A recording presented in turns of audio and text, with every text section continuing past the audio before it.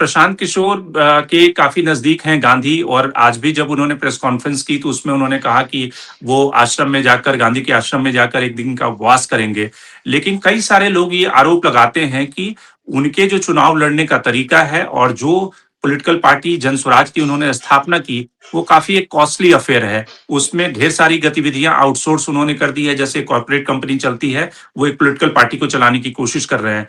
तो वैसे में आपको लगता है कि गांधी से उन्हें कुछ और ज्यादा सीखने की जरूरत है कि किस तरह से एक पॉलिटिकल पार्टी में जनता कार्यकर्ता का पार्टिसिपेशन कैसे बढ़ाया जाए, उसको एक कॉर्पोरेट घराने की तरह अपना चलाएं?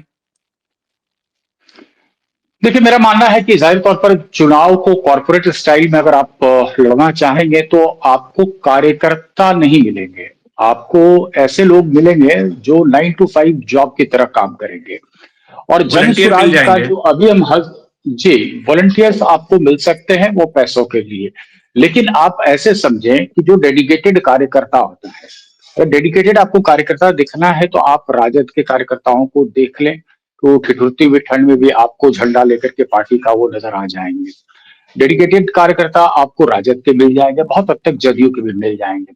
अब मेरा मानना है कि पिछले 3 साल से प्रशांत किशोर बिहार के अलग अलग प्रांत का दौरा कर रहे थे, तो कार्यकर्ता बनाने में अगर इनकी अहम भूमिका हुई होती, न कि कॉर्पोरेट स्टाइल में जाने की, तो फिर मुझे लगता है कि कितनी बड़ी फौज खड़ी हो चुकी होती है अभी तक प्रशांत किशोर की। कहते तो हैं कि तकरीबन 1 करोड़ के आसपास जो है इनके मेंबर्स हैं, लेकिन 1 करोड़ अगर मेंबर है तो आपका वोट कहाँ गायब हो गया?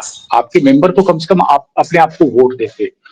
इनके इनकम को लेकर के भी इनके विपक्षी लगातार सवाल खड़े कर रहे हैं, लेकिन मेरा मानना है देखिए कि ठीक है, पहले जो कंपनी इनकी थी या जिस तरीके से इनका काम रहा है पूरे भारत भर में, तो पैसे कहाँ से आ रहे हैं ये तो जो एजेंसियां हैं वो स्टैब्लिश करेंगे, और अगर कुछ उसमें गलत नहीं है तो मुझे भी उस पर कोई सवाल नहीं खड़ा करना है।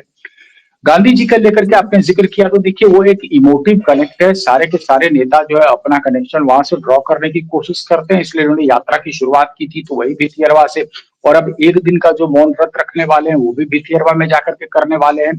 लेकिन देखिए क्लासिक डिफरेंस क्या है कि यही गांधी चंपारण में आकर के उन्होंने कितना बड़ा एक जन आंदोलन खड़ा कर दिया था।